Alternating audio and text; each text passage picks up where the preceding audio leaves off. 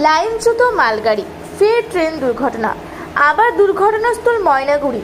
মঙ্গলবার সাত সকালে লাইনচ্যুত মালগাড়ি 6টি বগি লাইনচ্যুত হওয়ার ঘটনাকে কেন্দ্র করে চাঞ্চল্য। জানা গেছে, এদিন সকালে একটি খালি মালগাড়ি ধূপগুড়ির দিক থেকে নিউ জলপাইগুড়ির দিকে যাচ্ছিল। ময়নাগুড়ি রেল স্টেশনের মালগাড়িটির মাঝামাঝি স্থানের বগিগুলো আলাদা হয়ে যায়। 6টি বগি লাইনচ্যুত হয়ে যায়। লাইনচ্যুত হবার পরে 2 নম্বর রেল লাইন থেকে 1 নম্বর রেল লাইনে লাইনচ্যুত হওয়া ট্রেনের যন্ত্রপাতি ছড়িয়ে যায়। 1 নম্বর লাইনে জলের পাইপ ভেঙে পড়ে ক্ষতি হয়। আপাতত দুটো লাইনই বন্ধ হয়ে রয়েছে।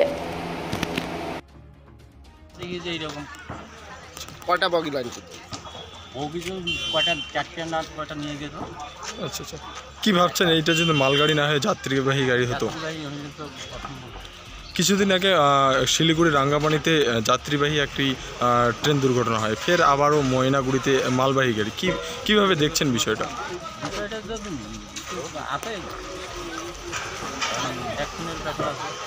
আপনার নাম? কি দেখলেন এসে? দেখলাম যে লাইনের বগি লাইনচ্যুত হয়ে গেছে।